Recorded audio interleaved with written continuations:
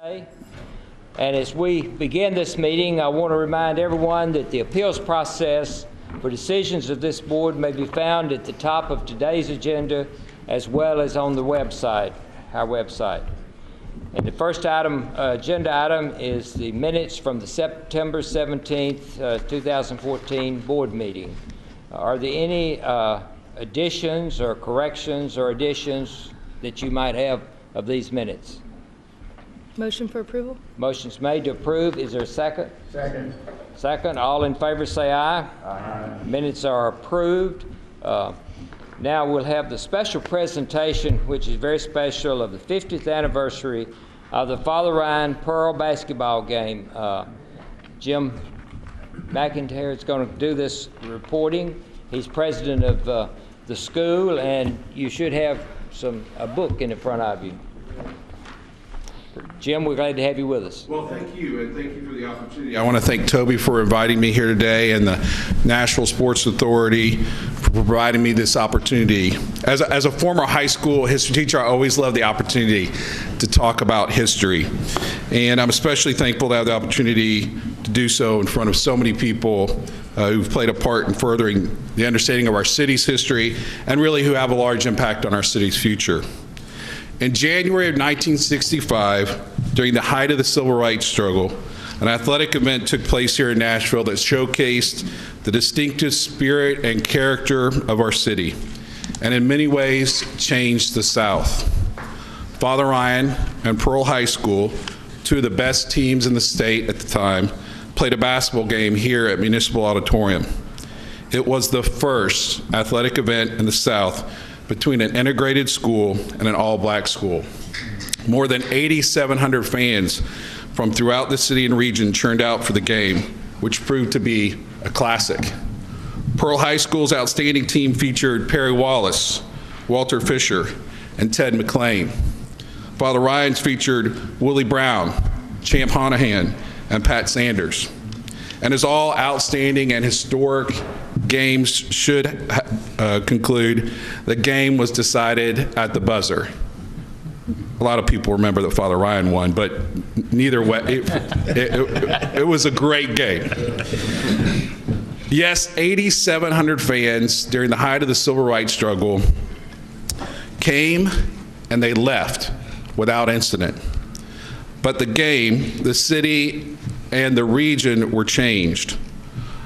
While the world outside the auditorium was grappling with issues of social justice, the players, coaches, school communities, and others in attendance were united. This January 5th, on the 50th anniversary of that game, Father Ryan and Pearl Cone High School will take the court at Municipal Auditorium to honor that game, its participants, and this city that we all love so much. Players from that historic game are returning to be honored that night, and the game is being saluted throughout the day. The Nashville Sports Council is honoring the game at their January lunch meeting on January 5th, with a panel of participants that will include Perry Wallace, Andrew Marinus, and Jesse Porter, who, along with the late Willie Brown, were the first to integrate sports in the South when they played at Father Ryan. The Civil Rights Room at the Downtown Library will continue to salute this era and these events with a special presentation, an exhibit on the game to open on the same day, January 5th, and to be displayed throughout February. And the auditorium.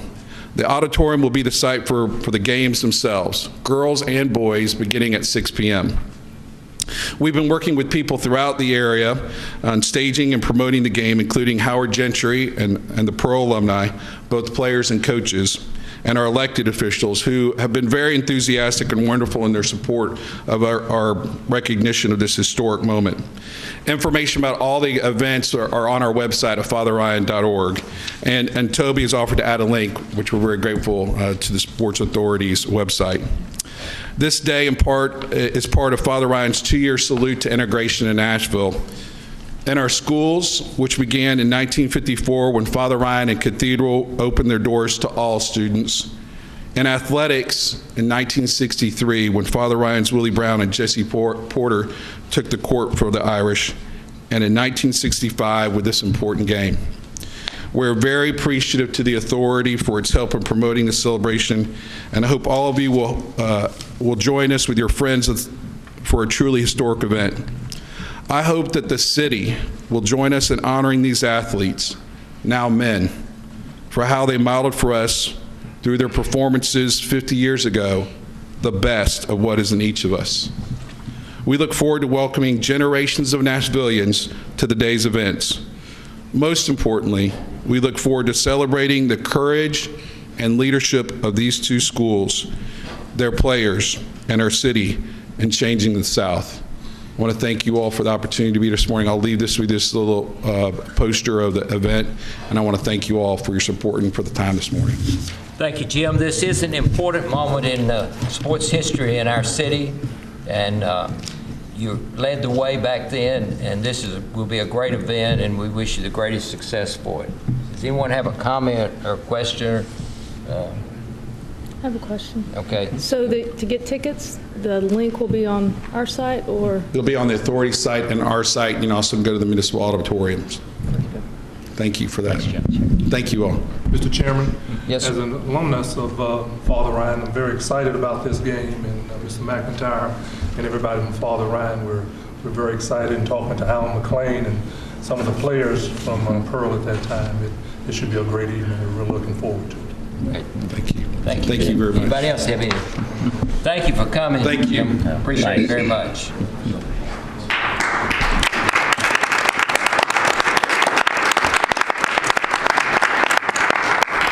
We'll move to the next item on our agenda, which is our Executive Director's report. Toby Compton. Toby? Thank you, Mr. Chairman. We haven't met in 2 months, and it's been a busy period for us. It seems like 2014 has been nothing but busy. But in our meeting agenda today, we have obviously an update on the ballpark that continues to move along at an aggressive pace. We're going to discuss the archaeological artifacts that were found there. We're going to do, obviously, our Bridgestone Arena and LP Field reports, but we also have the Bridgestone Arena audit to consider and the Stewart Parking audit to consider. Since we last met, obviously, some of the big news was the NHL All-Star announcement. We had also a good announcement about the return of the NCAA basketball tournament to the arena. And I just would like to say that since our last meeting, too, I've had the opportunity to go to Ford Ice Center a few times, see that building in action, just kind of see what the tone was there, and it is just performing so well. And I think that the community outreach that's going on out there, and I met with some of the business leaders out there at the Crossings Action Partnership. It's kind of their business chamber group out there, and just they're embracing the center out there. So really good successes, and I look forward to Sean probably talking to us a little bit more about that. I'll just withhold my other comments as we kind of go through and talk about the audits and things of that nature at the appropriate time on the agenda. Okay, Toby, thank you. And we'll move right on to the next item, the First Tennessee Park update. Ron Goebel and Michelle are back with us, and we're going to be excited about the updates on what's happening at the ballpark. Thank you, Mr. Chairman and members of the commission. We really do appreciate the opportunity to come back. There's a lot of moving parts. Michelle and I are going to walk you through very quickly what all's happened in the last couple of months, and then we'll be available for questions. So. Sure. First of all, thank you so much for having us here, Toby. We appreciate the invite and the chance to give you guys an update on what's going on at the ballpark. I'll move right into it. Just a reminder for you all, there is a lot of activity going on, and if you've driven around the ballpark, you'll see that the Embry site over here at the top, just near Jefferson Street, they've actually broken ground since our last meeting in September. So there's added construction going on in the site. We've also got the Sulphurdale mixed use, which is still working on their designs. You know, if you remember, the owners is MFP Real Estate, and they are also a sister company to the Sounds owners. So they're working on designs, of course, focusing on the ballpark first, and then they're set to start construction, I believe, in early spring. The State Garage is going to be starting construction here pretty soon. I think we're any day now. And then, of course, the two future library and archives, and then future state development, those are still set to be something at some point. I think the library and archives is a little further along, but just a reminder that there's a lot of information, a lot of construction going on around the site that will also be going on soon after the ballpark's open. The ballpark itself is actually moving right along, as Toby said. It is a fast-paced project. We've got a couple slides we'll show you. 20 weeks and 1 day. Yes. No one's left. We're not counting hours yet. Not counting hours. Just a reminder, this area is something that has original infrastructure. So when the ballpark started working on construction, several of the utilities found this a great opportunity to go in and update the aging infrastructure. So this is kind of giving you an outline of where that has happened. About over a mile of water lines have been replaced by Metro Water. So there's a lot of that work going on as well to really pave the way for, a good infrastructure for all the upcoming construction going on.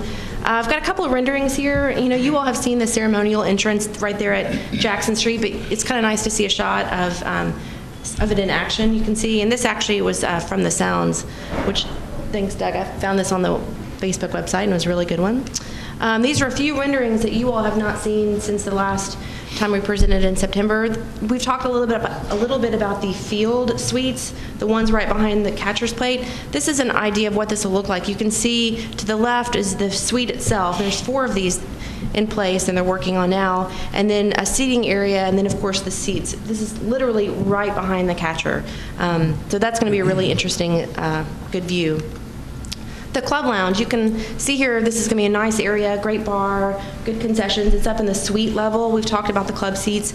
This is going to be a great place to cool off. It's going to be hot during the game. Grab your drink and go back out. And some of these upgrades have been done by the Sound, so they've really taken a great interest to make sure this is a nice space for the guests.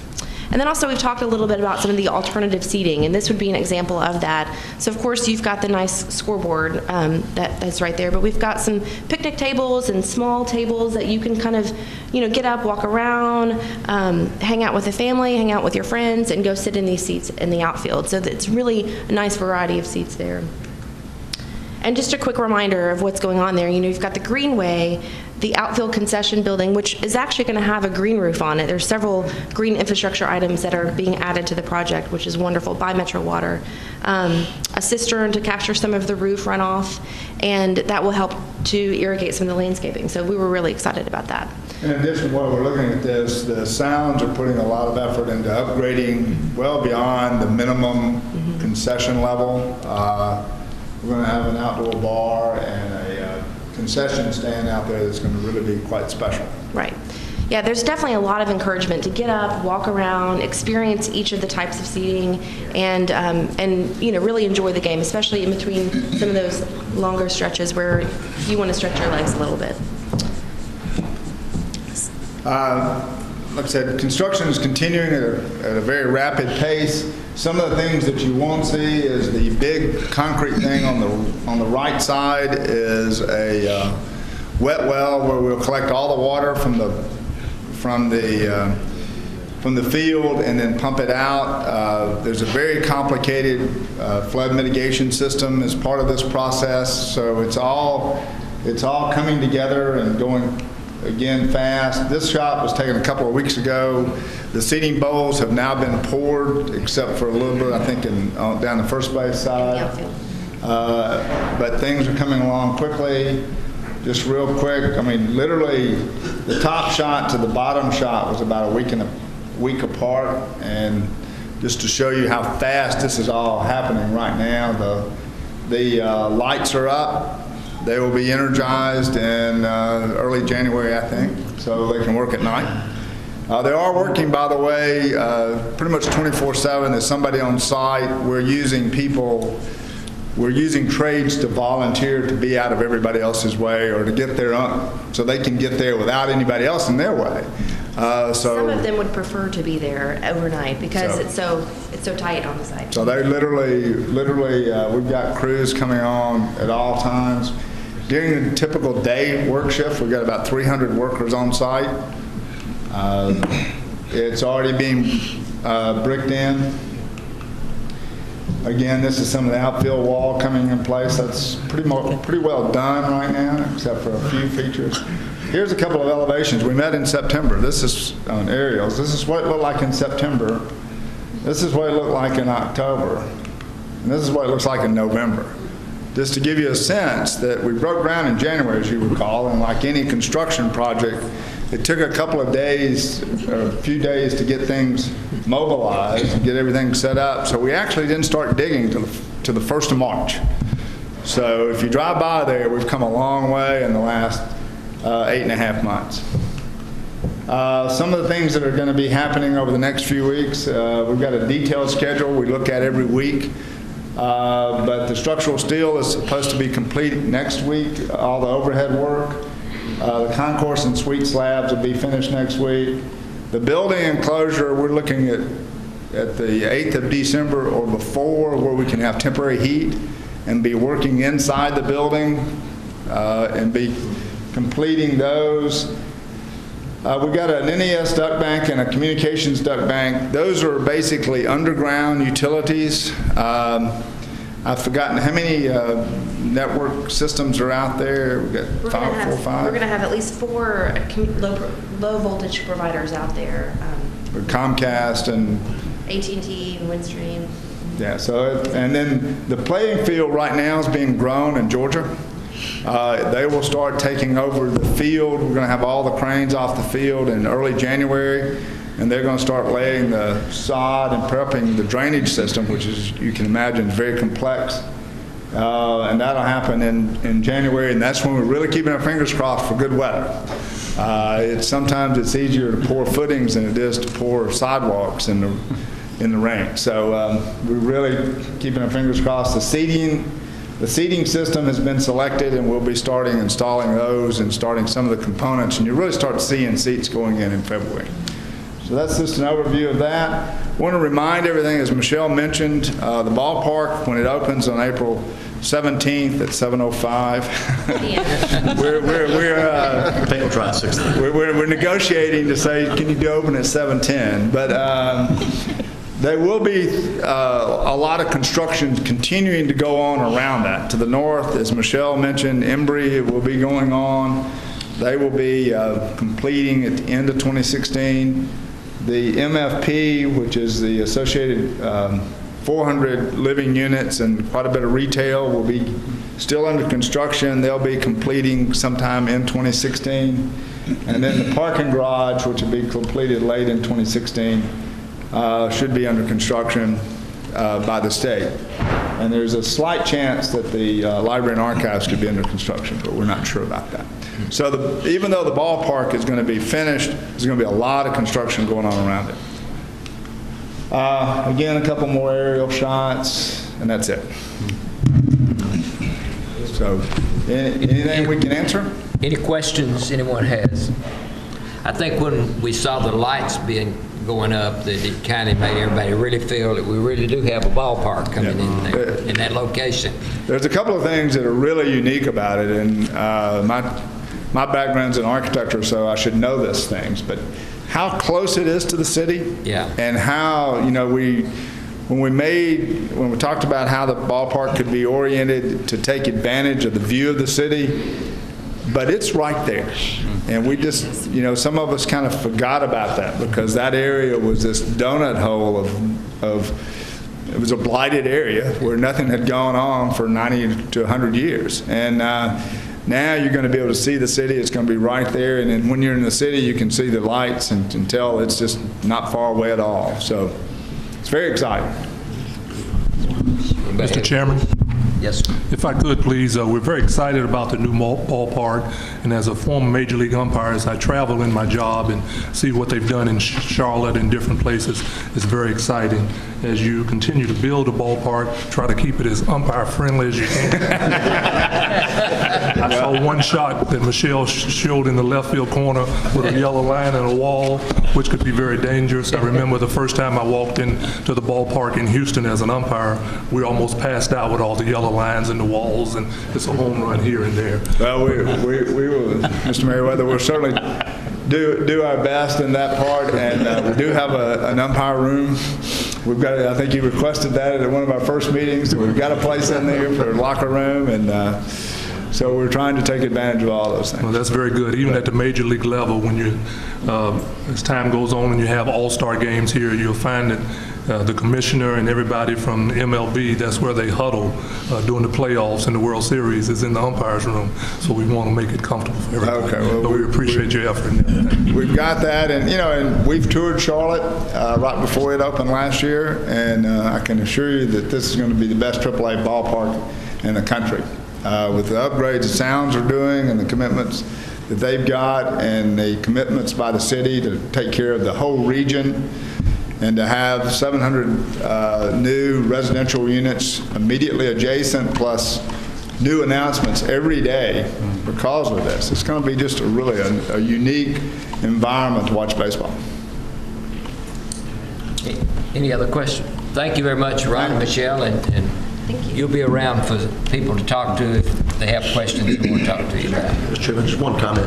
As they talked about the upgrades by the Sounds, and they showed the picture of, for example, the club level and the some of the outdoor level, something to talk about unrelated to baseball itself is that those are areas that the community will be able to use. Those are areas that the Sounds will bring people in for group meetings or when certain activities are going on outside of the ball field itself, the playing surface.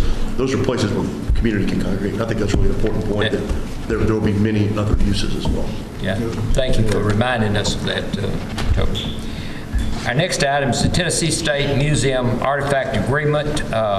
Toby's going to walk us through this proposed agreement with the Tennessee State Museum.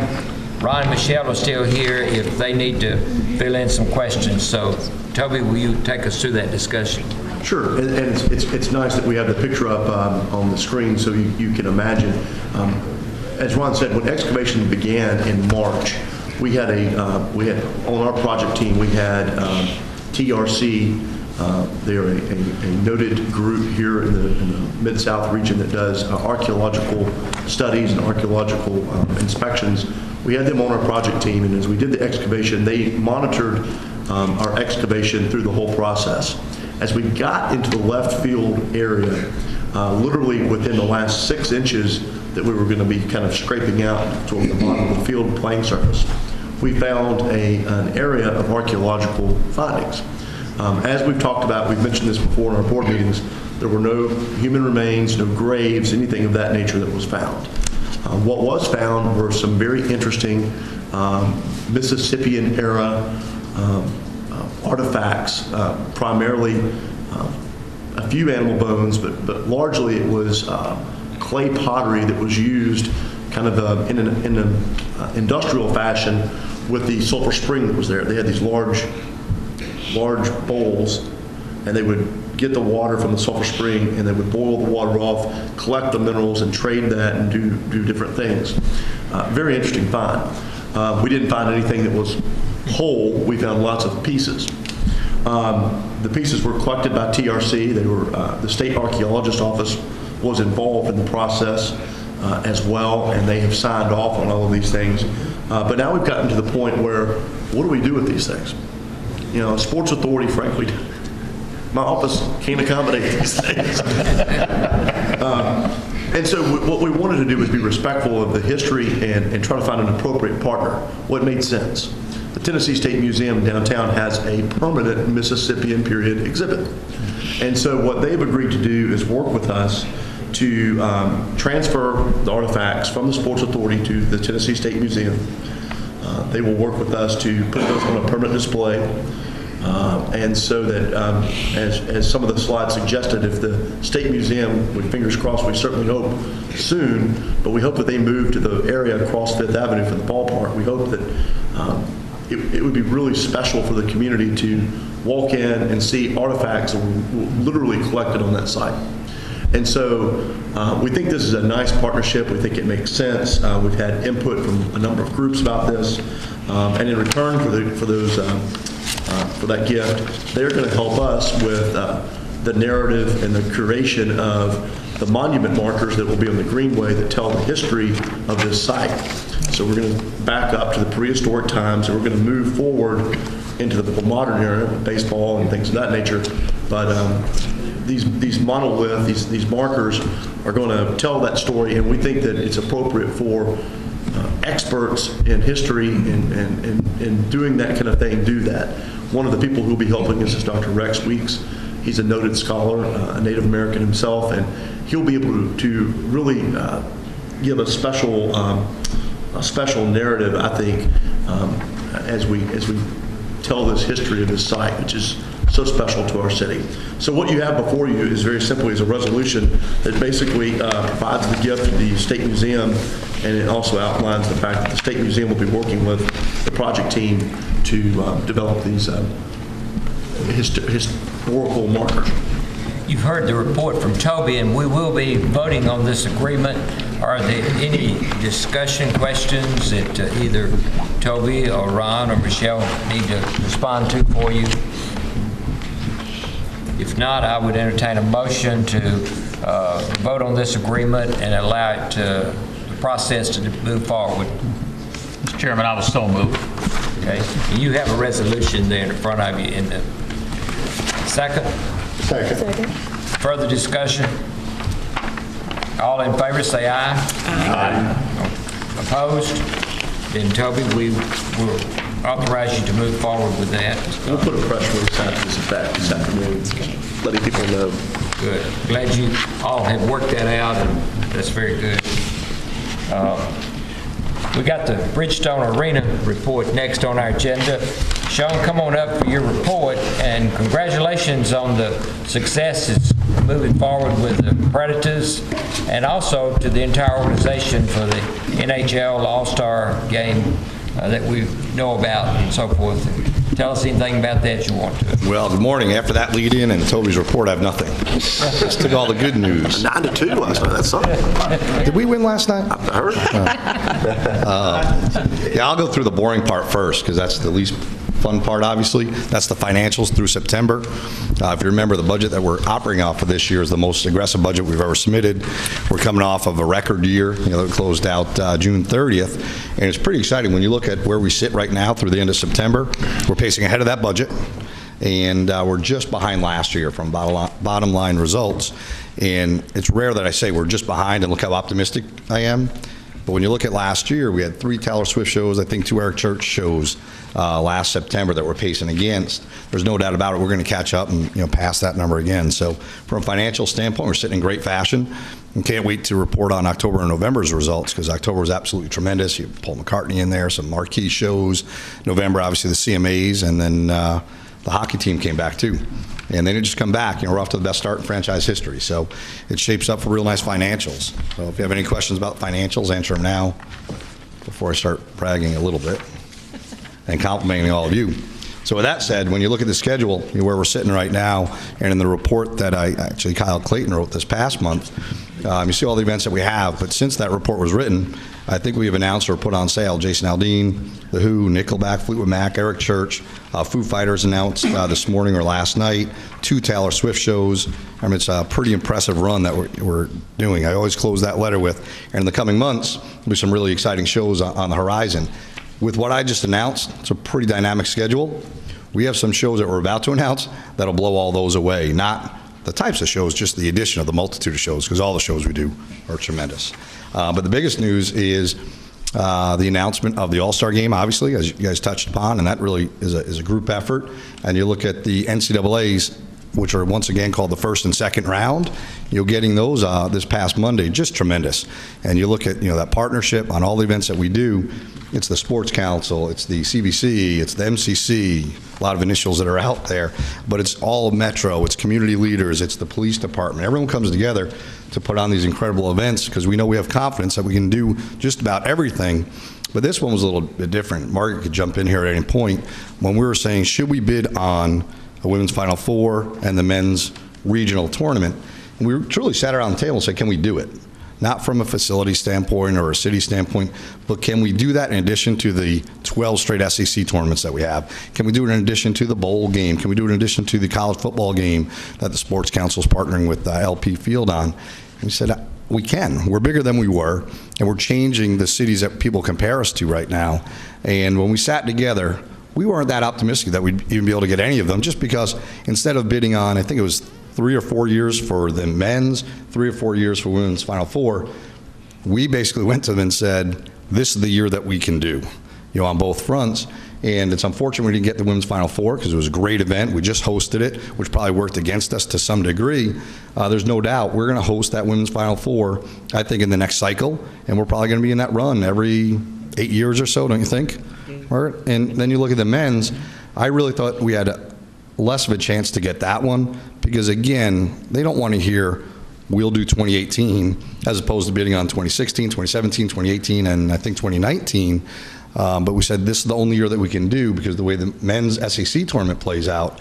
And it was just tremendous to get it. I mean, it really speaks volumes to what we're building, really as a community. And again, that partnership that I talked about between all those agencies, it doesn't happen if you're not lockstep to some degree. So we're off to just a great start. A little bragging. David Kells, who, remember, I think the last time we got together, I announced he was named the Executive of the Year by AIBA. He currently is in New York for Billboard conference where we book a lot of our shows, but he's only been in the job for 3 years. This is his 4th year now. He's leading the discussions for Billboard magazine. He's leading the discussion for people that have been in this industry for 30, 40, 50 years. I think there's a club of the Never Retire, Never Die Club, and he's the guy. That's really funny when you think about it. It means they're really old. They've been doing this for a long time. They're turning to David Kell saying, what are you doing in Nashville? How are you doing it? How do we copy it? How do we make events work no matter where we are in the country? But he was just nominated for Executive of the Year by Polestar magazine, which is the 3rd year in a row that he's been nominated, which is absolutely incredible. Again, normally the guys that are getting nominated for this are the guys who have been doing this for 20 years, 25 years, 30 years. But he really is changing our industry and our building, as you see the results that we're sitting on right now. The building was also nominated as Arena of the Year. And I think it's I don't even know how many consecutive years we've been nominated for, but soon we'll be turned into Susan Lucci. We just hope we win this year, and we should win this year. Polestar is being hosted in Nashville again this year. I think it's in late January, early February, so hopefully we'll have 2 more trophies to bring about. Toby talked about Fordyce being open. We all knew it was going to be special. We all knew we were going to be able to freeze water. We all knew that we were going to be able to bring people that are crying that they don't have enough ice and get them more touch points. We hoped we'd bring new people to hockey to grow our sport, maybe build another facility in the near future. We never thought it would be as special as it has been. If you haven't been out there yet, and I think most of you have, you look at the campus, and it's not something we ever talked about before, maybe until about 6 months before it opened, but the campus is so unique, with the park, with the rec center, with the library, with the facility, with the new energy behind Antioch that you were tapping into it. And the best part about what we're doing, we thought we'd average about 300 kids a weekend for open skate, just kids getting out there and skating, whether it be couple skate or shyly, getting out there together or falling down. We're averaging over 700 kids a weekend just doing open skates. And the best part about it is when I go to a rink, and I go fairly often, all my kids play hockey, we're there all the time. Is McIntyre here still? No, Father Ryan guy left. He's there quite a bit. I saw him at Fordyce the other day. The best part about it is normally when you're at a hockey rink, it's almost like being in church. You might not know everyone's name, but you kind of know everybody. You see them. Now when you go out to Antioch, you see people that you've never seen in a rink before. You see people coming from Murfreesboro, from Lebanon, from Smyrna. You see people right from Antioch saying, I got to give it a try. I can walk here. It's right here for us. And it's just been tremendous. If you remember, we pledged $50,000 in scholarships or public donations to letting kids try hockey for the first time or the 8th time, whatever it may be, that maybe couldn't afford it otherwise. We've already surpassed that $50,000 2 months in letting kids try it for free, whether it be our goal programs, get out and learn, Hockey 101. But the best part is we just started our rec hockey, this week. And we really thought we'd end up with maybe 250 kids, maybe 300 kids playing rec hockey, and we have over 500 kids playing. We have more teams than we thought. It's blowing up. Of those 500 kids, I think we have 40 kids that received a Vince Gill scholarship to play for free, not just the registration, but all their equipment, their instruction. And what's nice about that scholarship program, if they choose to play again in the spring league or multi-year, it's a 3-year commitment. So it's not something that you can try, fall in love with, and say, well, I can't afford to do it next year. We're going to have 30, 40, 50 kids every year as new players that we're committing at least 3 years to, and then we'll figure out what to do with them in the years 4, 5, 6, 7. But it's just tremendous. It's working the way we wanted. We have new kids skating. The community's activated behind it. Tonight we launch our partnership with Second Harvest. Every year around Thanksgiving, we take our donations, collections the week before Thanksgiving right through Christmas. We decided to start it tonight at Ford Ice Center, and with our partners at SMS, our cleaning company that is based here in Nashville. We have 150 kids and families coming out today, where they'll come on out, they'll get an after-school snack, they'll skate for an hour, they'll hear from some of our guys, if this is what you do, this is how you do it. Then they'll have dinner, and then they'll also have a boxed lunch to go home with them on. So we're really launching the holidays tonight at Ford Ice, something that we never thought we could do before, but it's working so much better than we ever thought it would. Just been a real nice start to where we're sitting right now. So I guess I'll turn it over to the next most boring part, and that's our audit, unless you have any questions at all for me about where we're sitting right now. Yeah, we have a couple questions. I just want to say, you guys are kicking, you know what, and you make all of us look so good. It really, what the Predators and Bridgetown Arena is doing for the community, people are talking about it. Yeah, it's nice. I mean, you hear it all the time. You talk about sports in Nashville. It's, everyone wants to talk about the Predators and how you're cultivating, our next generation of sports and, good for the community, and thank you. No, thank you guys. And I forgot to talk about the Predators. I don't know if you know, we're the best team in the league right now. I know we're 1 point behind Anaheim, I think 2 behind someone in the East, but they played 2 more games than us. Anaheim's played 2 more games than us, so we are the best team. And last night's game was fun. So. Yeah, Margaret.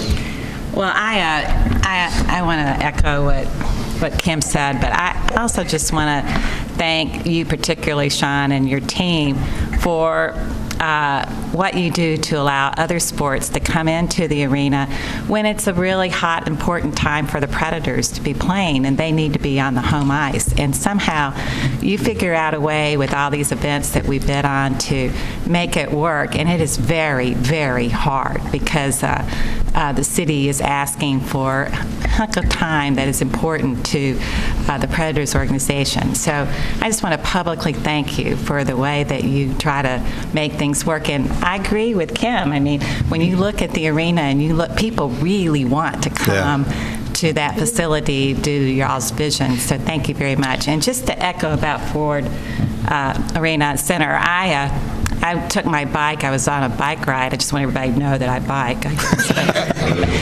And I stopped by there on a Sunday, and I hadn't made any of the previous events, and I wanted to see what it looked like. And it was one of those beautiful fall Sundays, and I was blown away. I mean, there are lots of girls skating, which I was really glad to see in the all-skate. Just many, many people. Swanee and Vanderbilt were playing a club game out there. I mean, it was just electric.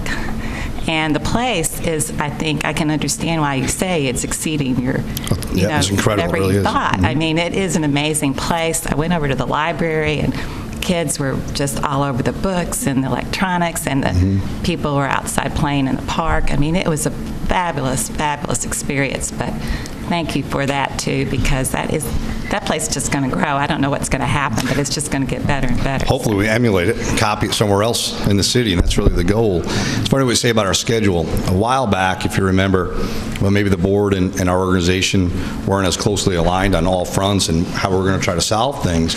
We said we're going to knock down every silo. We're going to bring the organization together as one. Hockey and arena operations has to come together as one for us to hit our ultimate goal. That's to win a Stanley Cup and be the best venue in America.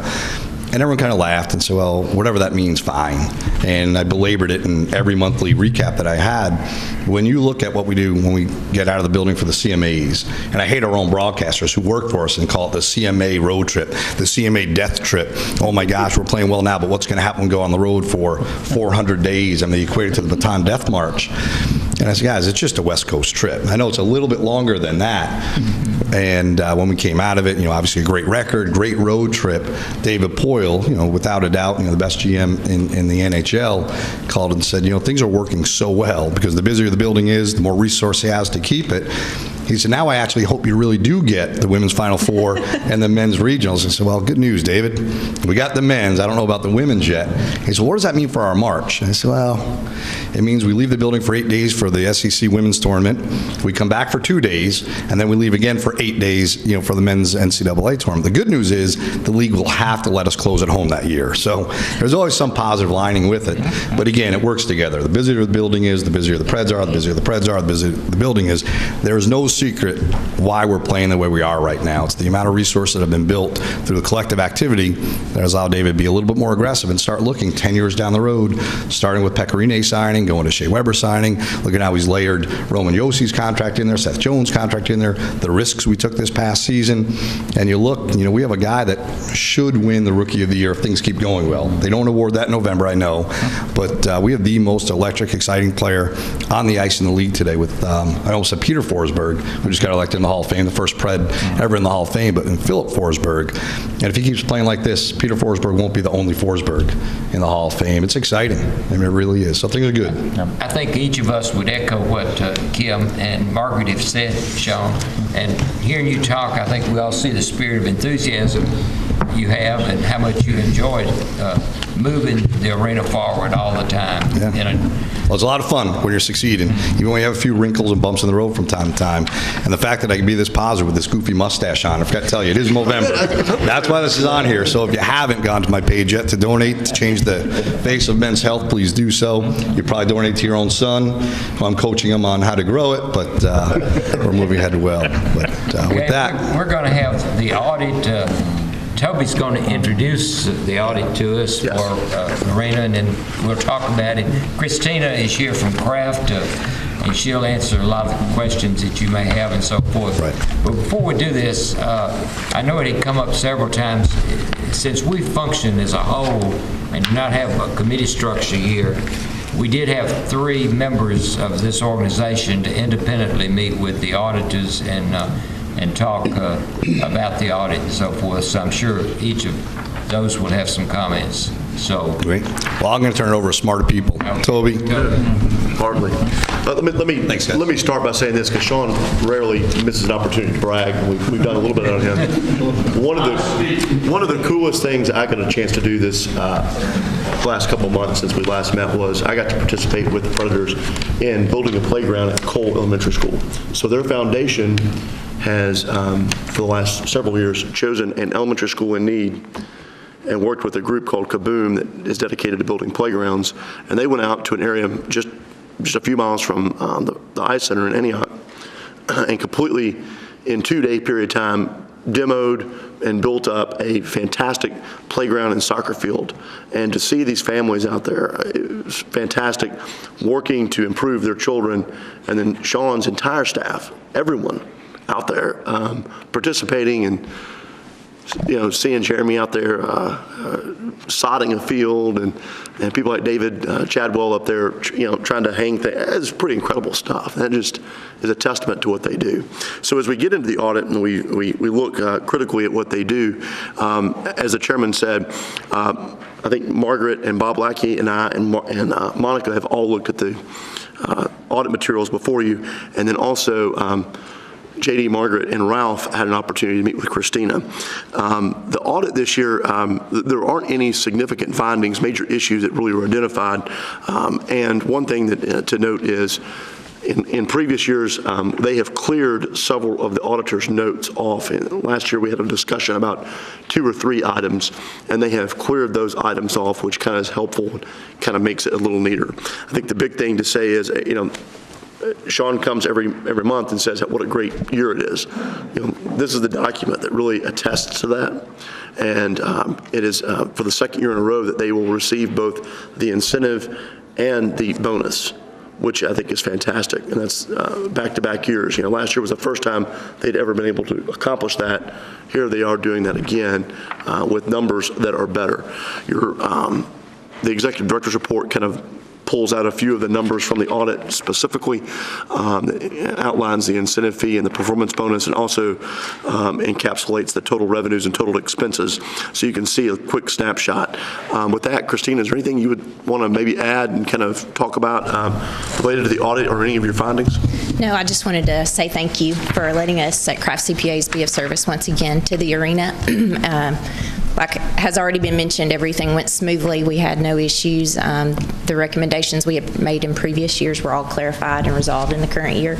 And had great meetings with Margaret, Ralph, and Mr. Elliott, and I think I answered most of their questions. So I will take any from any of you if you have those at this time. I don't have any questions. Thank you so much for taking the time to explain to us your findings. Very, very helpful, and I move approval of the audit.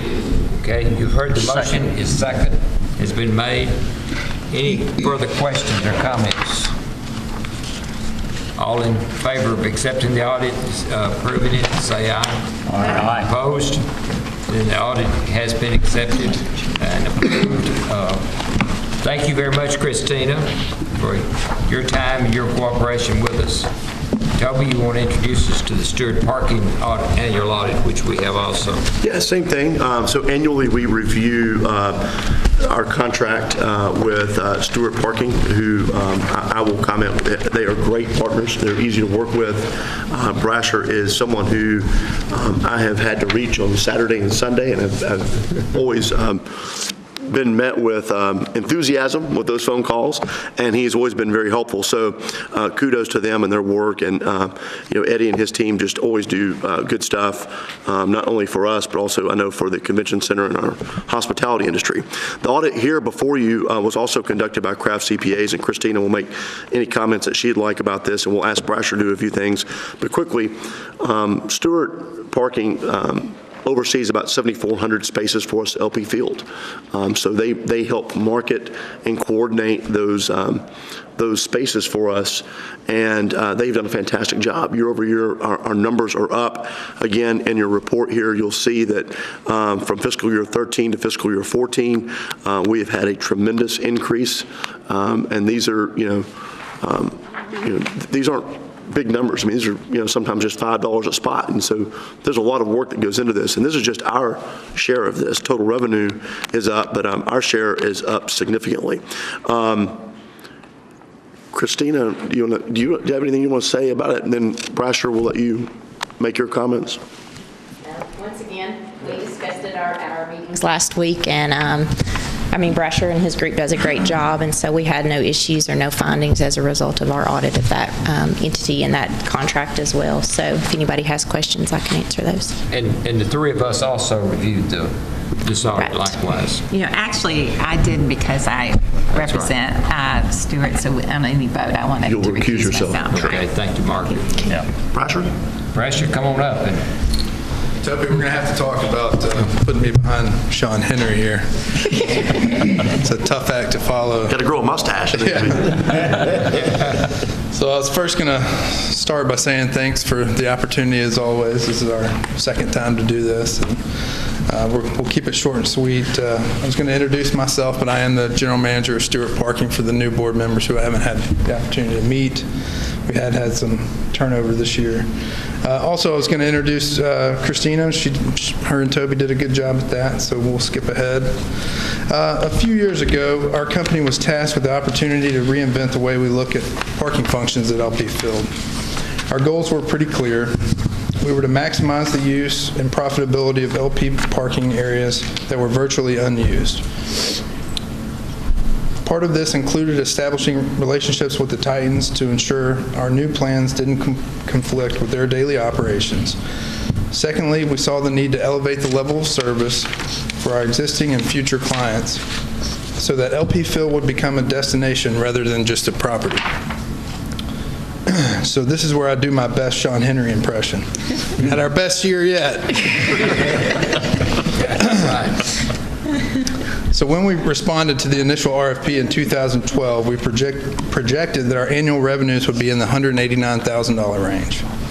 We ended year one at $258,000, which was 70% higher than we originally projected.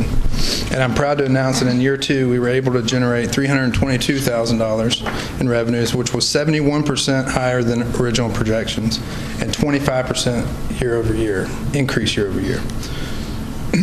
So how has this benefited the authority? So to date, Stewart Parking Solutions has paid the Sports Authority $342,000 in disbursements in just 2 short years. We have also elevated the level of service to the point where special event organizers find it easy to book events at LP Field. So much so that we had to increase our advanced scheduling time to 12 months. Aside from just being responsive, we've been working closely with Toby and Monica to create an interactive use application that streamlines the rental process. This should dramatically reduce the amount of time it takes to schedule an event at LP Field and will help our teams to keep the details organized. Some of the events and rentals we've hosted in year 2 include the show Nashville, March for Babies, Southern Women's Conference, Tom King Classic, Red Nose Run, Women's Half Marathon, Live on the Green, Cross Point Church, Country Music Marathon and Kids Run, the Color Run, National Machine Manufacturers Association, Fern Expo, Zombie Walk, Wine on the River, MS Walk, Mardi Gras Y'all, RV Show, New Year's Bash, Zach Brown, Color Me Rad, and Yahoo concerts. It's a big list. And 4th of July. I think JD was at the Zombie Wall. Yeah. It was interesting. Now, I know this isn't Predators or Titans or even Sounds money, but for a small startup company, it is huge. With this contract and our agreements with the Titans, SPS has gone from a division of its parent company to a corporation, from just an idea to a company that employs 5 full-time staff, 8 part-time supervisors, and 150 part-time contractors. This opportunity has led us to agreements with Vanderbilt University, Vanderbilt Athletic Department, Lipscomb University, and CMA Awards, and Tennessee State University, and many other notable clients. It has also allowed us to start a valet division from scratch and to truly become Nashville's only full-service parking company. I can speak for everyone in our company when I say thank you for believing in us, and it has truly been an honor and a pleasure. Thank you very much. Thank you, Brasher. Any questions about the audit now from either of these 3 that have talked about it? No questions. The audit speaks for itself, and there were no findings, but just want to remind certainly those of you who've been here a little while, you can remember that our working relationship with Stewart is just leaps and bounds ahead of their predecessor company. Yeah. Not just, obviously, the financial performance is rewarding, but also the comments we receive about the quality of their work on game days and event days. So thank you for your work. The audit is real good, and with your permission, Mr. Chairman, I'll move acceptance. Okay, the motion's been made to accept the audit. All in a second? Second. All in favor say aye. Aye. Okay, thank you very much. Thank you very much. Brasher and Christina for this report. Well, we're moving now down the road to LP Field, a Titans update, and we have with us today to give that report Don or Walter. I'm not sure which one's going to give the report, but Walter's been giving it, so Walter.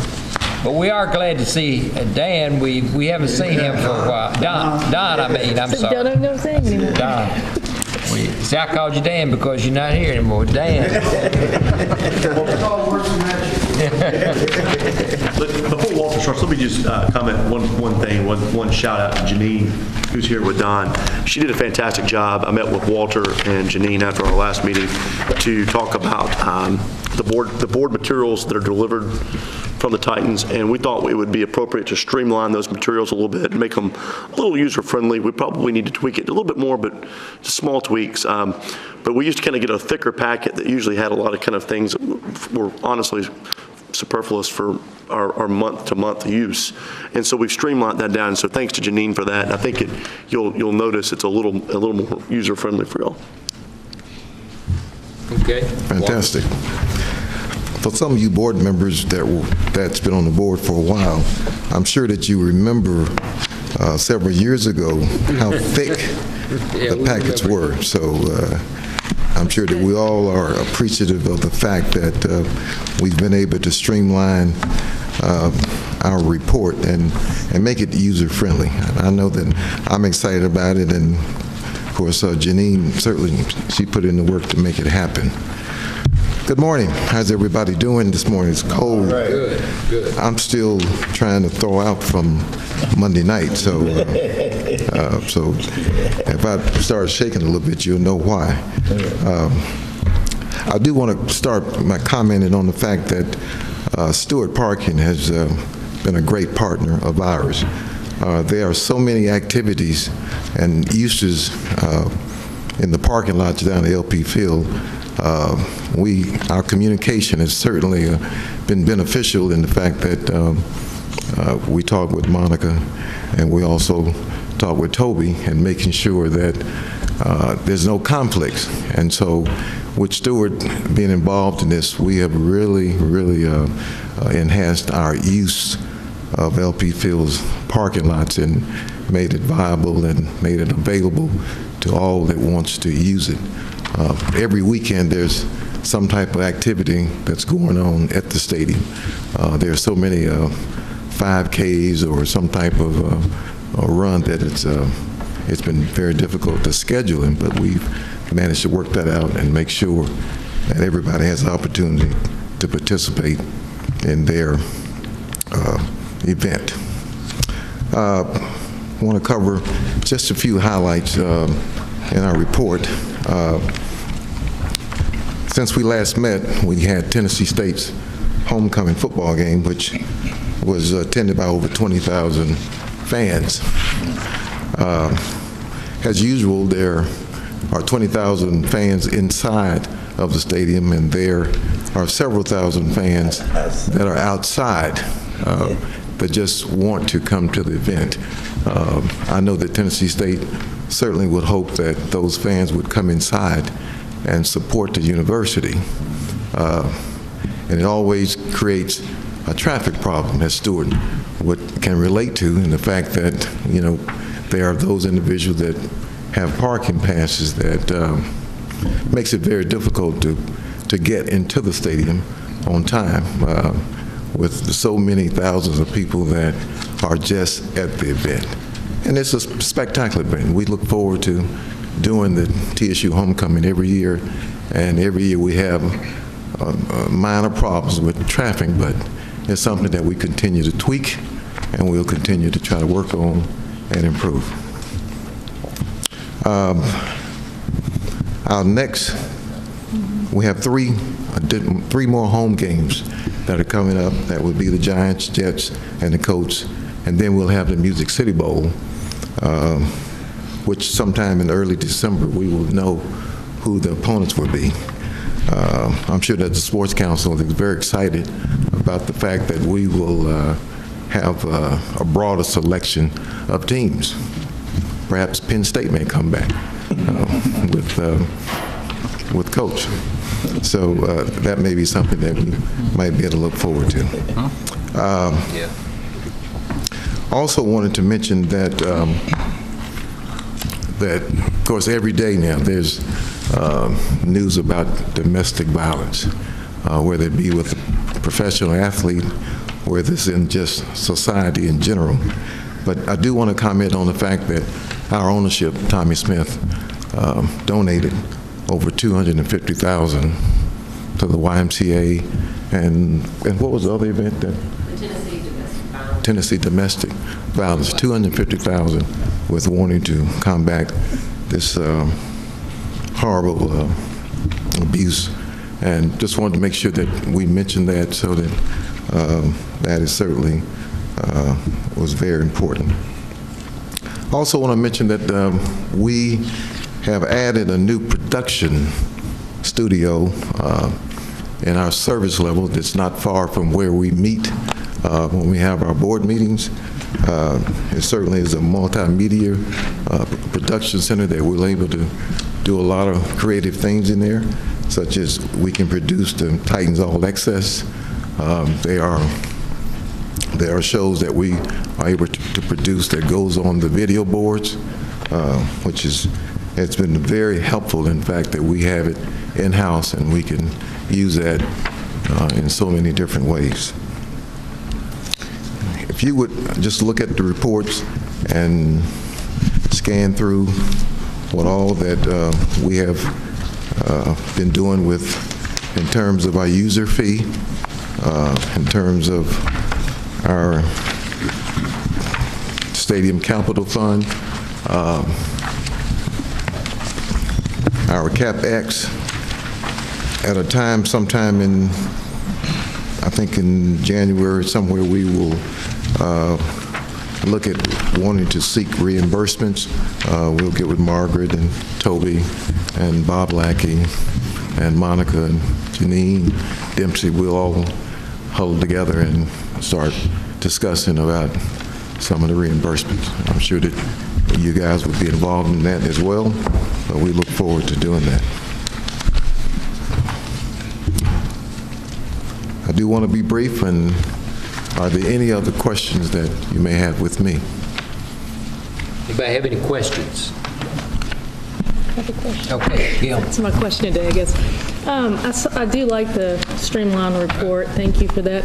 One thing that I would like to see that usually is in here is, it doesn't need to be in the same form, but maybe the calendar of community events. Okay, It's helpful for us to be able to promote using the stadium for other things for the community, and it's always helpful to know what those are. So. Right. We traditionally have always had that calendar reports when Toby and Monica and I, when Toby, Janine, and I met,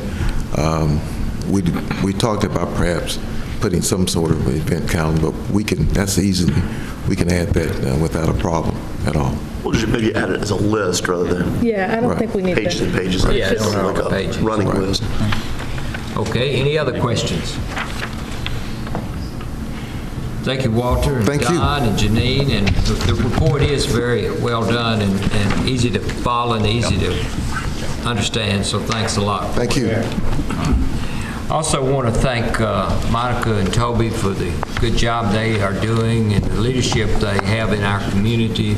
If you're not aware, you'll see them out a lot of places and representing us and attending functions and so forth. And I want to thank them. I want to thank the board for your attendance today. We had great attendance and appreciate all of you being here, and wish you a joyful Thanksgiving. Is there a motion to adjourn? Okay, all in favor say aye. Aye. Adjourn.